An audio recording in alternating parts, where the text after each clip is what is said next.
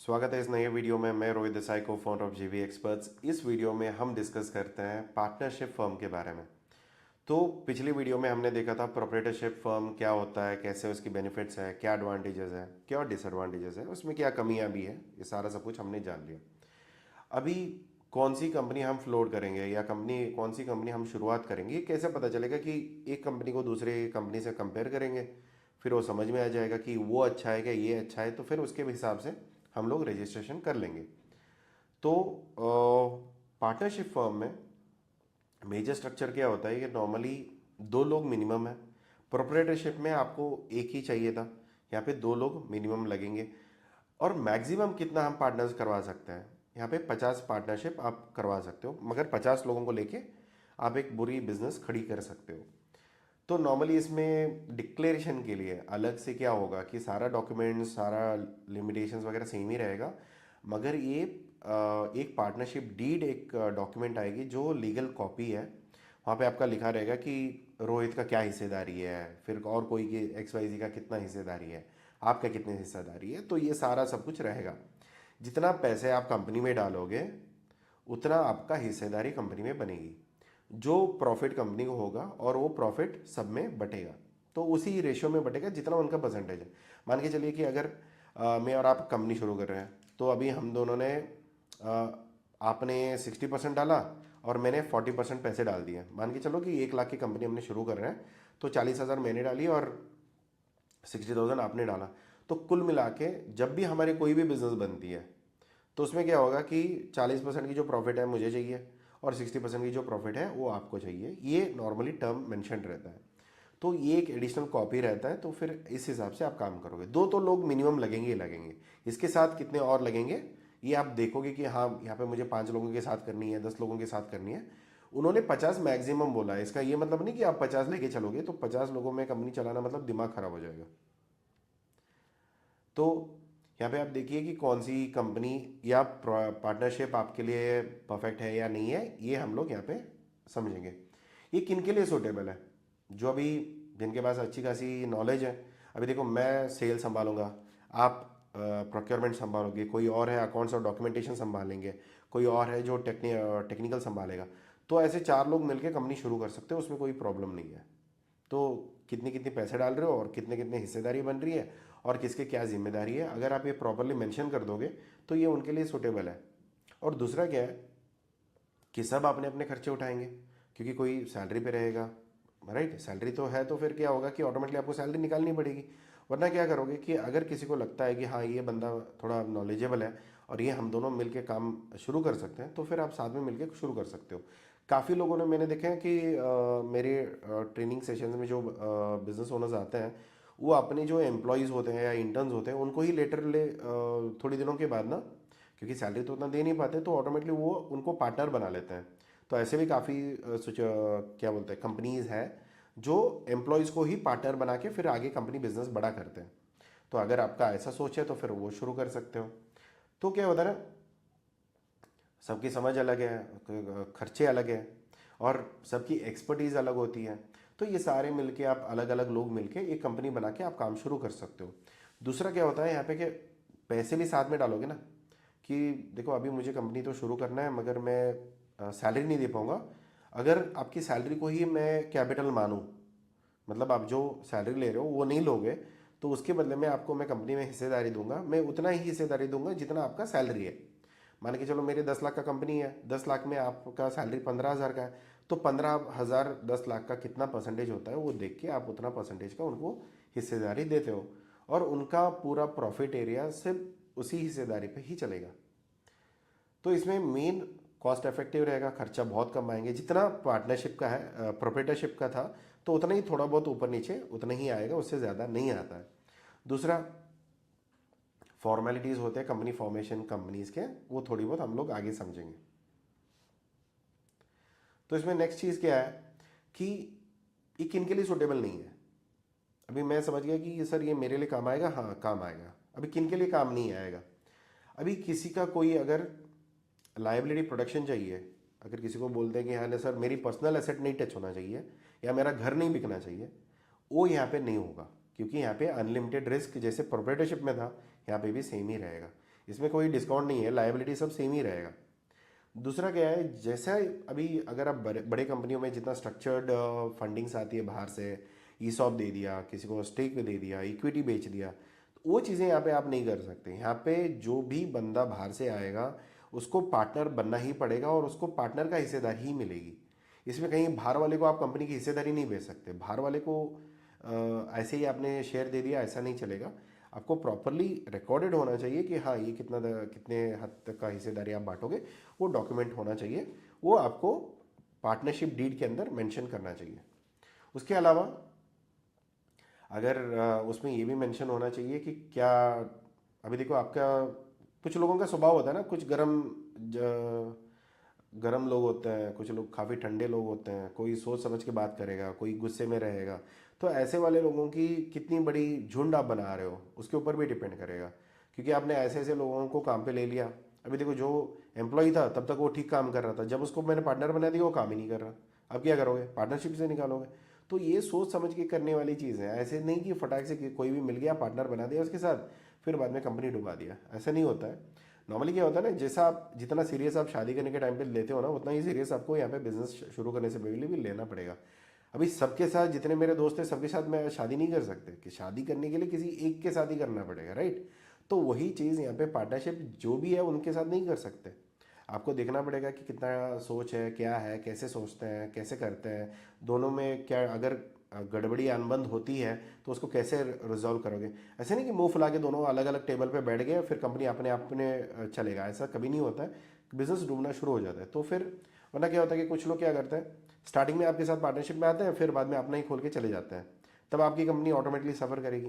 ये बहुत सारी चीज़ें आपको डिस्कस करके लॉन्ग टर्म पे सोच के फिर काम शुरू करिए, ये आपके लिए बेहतर रहेगा। अभी इसके पार्टनरशिप के एडवांटेजेस क्या है, तो एक, बहुत कम खर्चे में कंपनी शुरू हो जाएगी। दूसरा, यहाँ पे नॉर्मली आपको ज़्यादा कुछ मैंडेटरी डॉक्यूमेंटेशंस नहीं है, कंप्लाइंसेस नहीं है, और रजिस्ट्रेशन का भी इतना ज़्यादा कुछ खर्चा आपको नहीं आएगा। दूसरा क्या है ना, यहाँ पे जिम्मेदारी बढ़ जाती है, पैसे भी बढ़ जाते हैं, जिम्मेदारी भी बढ़ जाती है, प्रॉफिट भी बढ़ जाता है। जितने मुझे कंपनी में पैसे डालने चाहिए थे, अगर अब मैं खुद शुरू कर रहा था तो मुझे 5 लाख डालना था, अभी हम लोग 2 शुरू कर रहे हैं, आप और मैं। तो उसमें क्या होगा कि 2.5 डिवाइड कर लो तो उस हिसाब से हमको डालनी पड़ेगी, तो मेरी खर्चा भी बच गया, तो मुझे कुछ और आगे जो खर्चे आएंगे उसके लिए थोड़े पैसे बचे रहेंगे। तो ऐसे अलग अलग करने से अच्छा थोड़ी बहुत आप साथ मिलके काम कर लो और काम बांट लो। कोई सेल कर रहा है, कोई सेल्स में काम कर रहा है, कोई ऑपरेशंस में काम कर रहा है। देखो दो तरीके की डिविजन्स होती है ना, एक तो आगे बेचने वाला, माल बना दिया फिर आगे बेचना है, और जो माल बनना है तो उसके लिए तो किसी को तो करना पड़ेगा, वो किसी और को जिम्मेदारी दे दो। फिर अकाउंट्स, कॉम्प्लायंसेस वगैरह वगैरह अगर वो कोई संभालता है तो 3-4 लोग मिलके भी अच्छी से खासी कंपनी चला सकते हो। हाँ, मगर सब लोग मेहनत करना है। अभी देखो सब बाकी सब कर रहे हैं, सेल्स वाला नहीं कर रहा, तो फिर किसको बेचोगे, किसी को तो बेच ही नहीं पाओगे, तो बिजनेस कहीं पे वो गड़बड़ा जाता है। तो काफ़ी कुछ चीज़ें होती है, और पहले ही डिसाइड कर लेना कि किसकी क्या जिम्मेदारी है, क्योंकि बाद में क्या होता है ना कि जिम्मेदारी से हट गए ना तो फिर वो डिस्प्यूट पे आ जाता है, तो वो चीज़ें ना हो तो बेहतर है। दूसरी, जितनी स्किल्स है, जितनी पार्टनरशिप आप लेके आ सकते हो बहुत अच्छी बात है। और दूसरा यहाँ पे क्या ना, दूसरा होता है कि यहाँ पे टैक्स बेनिफिट्स भी है। तो इसमें क्या होता है, प्रॉफिट्स आपका डिवाइड हो जाता है, तो उसके साथ ही साथ आपके टैक्सेस भी डिवाइड होता है। तो नॉर्मली जो टैक्स जो एकदम अपने पे आने वाला था वो ऑटोमेटिकली डिवाइड होता है, तो टैक्सेस भी उसी हिसाब से स्प्लिट होता है। दूसरा, फ्लेक्सिबिलिटी रहेगी, जब भी डिसीजन मेकिंग करनी है तो साथ मिलके डिसाइड कर लो, या देख लो क्या डिस्कस कर सकते हो, कितनी बिजनेस के लिए ज़रूरत है, उसके अकॉर्डिंगली आप प्लान कर सकते हो। कि अभी मैं कल भी बता रहा था कि हम जो मैं कोई दिमाग में कोई सोच के लेके आता हूँ ना, वो कंपनी टीम में तो सारे मेंबर्स अप्रूव करते हैं। फिर बाद में जैसे जैसे ये बिजनेस बढ़ना शुरू होता है, कभी लगेगा कि हाँ यार ये प्रोजेक्ट ठीक नहीं जा रहा, तो मेरे से पहले मेरी टीम वाले कूद के उसको पहले ही मार देते हैं। तो ऐसे वाली चीज़ें काफ़ी बार होता है। तो जब भी आप पार्टनरशिप कंपनीज या कंपनीज चलाते हो, तो अगर आपके पार्टनर्स के ऊपर भरोसा है कि यार अच्छा खासा चला लेंगे, कोई दिक्कत नहीं है, ठीक है। अगर नहीं चल रहा है तो फिर आपको पता होना चाहिए कब उसकी स्विच ऑफ करनी है या उसकी जब टैप बंद करना है। वरना क्या होगा कि पैसे कंपनी से जाता रहेगा और बिजनेस कोई आएगा नहीं, तो फिर वो प्रोजेक्ट डूब जाएगा। तो ये बेहतर है, प्रोजेक्ट डूब गया तो अच्छा है, कंपनी नहीं डूबना चाहिए, बस वो ध्यान रखिए। दूसरा यहाँ पे एक्सेस टू कैपिटल, पैसे तो अभी सब लोग डाल रहे हैं, अभी ज़रूरत पड़ी तो क्या करोगे, सब लोग थोड़े अपने अपने जेब से डालोगे। तो यही चीज़ आपको मैनेज करना होगा हर बार बिजनेस के लिए। कोई नया प्रोजेक्ट आया, सब मिलके डाल दिया, सब मिलके प्रॉफिट निकाल लिया, और जो भी टैक्सेस है अपने अपने में बांट लिया, और जो भी कंप्लायंसेस है उसको सॉल्व कर लिया। तो ये सारी चीज़ें बड़ी एडवांटेजेस होती है पार्टनरशिप फर्म में, क्योंकि यहाँ पे क्या होता है ना, 7-8 लोग पहले ही ओनरशिप है, सब लोग ओनर है, सब लोग डिस्कस करो, पार्टनरशिप ऑथराइज करो, फिर शुरू करो। तो जैसे एडवांटेजेस होते हैं, डिसएडवांटेजेस भी तो 100% होंगे। तो अभी इसमें रिस्क और डिसएडवांटेजेस क्या है? अनलिमिटेड लायबिलिटी, प्रोप्राइटरशिप में भी सेम ही था कि अगर कोई गड़बड़ी हुई, अगर रिस्क आ गई, तो घर तक भी बिक जाएगा। यहाँ पे क्या होगा, आपका अकेले का नहीं बिकेगा, आपके जहाँ जितने भी पार्टनर्स हैं, जितनी रकम की उन्होंने पार्टनरशिप ले रखी है, अगर 50% है, 50-50 पार्टनर है, तो आप दोनों का 50-50 जाएगा। जो भी रिकवरी अमाउंट है, अगर मान के चलिए कोई पेनल्टी आया 1 लाख का, तो 50,000 आपको भरना है, 50,000 उनको भरना है।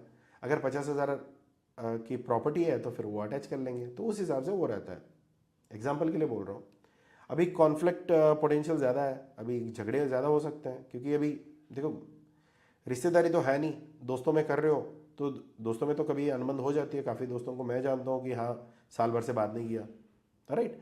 तो ये सारे लोग हैं, पार्टनरशिप कंपनीज में भी होती है काफ़ी बार, कोई भी कंपनीज में होती है। 4-5 लोग अगर इकट्ठे मिल गए ना, 2 लोगों से तो अनबन होता ही होता है। और लोकल पॉलिटिक्स, अगर बिजनेस छोड़ के कोई पॉलिटिक्स ही करने बैठ गया ना, तो फिर उसमें काम खराब होती है। तो इसलिए आपको पार्टनरशिप कितना कम होगा उतना अच्छा है, मतलब कितने कम लोगों को रखोगे उतना अच्छा है। और दूसरा क्या है, और सब लोग सेम माइंडसेट से है ना, हाँ यार, सबको मिलके काम करना, अपना अपना ज़रूरत है, और कोई छोटी मोटी चीज़ के लिए ना मुंह फुला के नहीं बैठेगा। तो ये थोड़ी बहुत स्वभाव देख लेना, क्योंकि क्या होता है ना कि घर के वातावरण बीवी बनाती है, बिजनेस के वातावरण पार्टनर बनाता है। अगर पार्टनर ठीक नहीं है तो फिर लाइफ पार्टनर हो या वाइफ पार्टनर हो, जो भी है, तकलीफ आ जाती है। तो वो थोड़ा संभाल लीजिए। कंटिन्यूटी इश्यूज, काफ़ी बार ऐसा होता है कि जैसे प्रोप्राइटरशिप, आप खुद कंपनी हो, अगर आप चले गए, आपके साथ कंपनी भी चला गया। यहाँ पे भी सेम ही होगा, यहाँ पे कोई अलग नहीं होगा कि कोई पार्टनर चला गया तो कंपनी के साथ ही चले जाता है।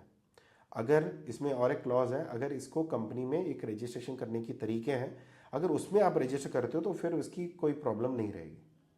ग्रोथ लिमिटेशन रहेगा, जितना कॉर्पोरेट दुकान में या कॉर्पोरेट बिजनेस में हम लोग जितना इक्विटी बेच के हम लोग पैसे उठा सकते हैं, उतना पैसे नहीं उठा पाएंगे, मगर कम से कम 50 लोगों की अगर फंडिंग चाहिए तो वो आप ले सकते हो।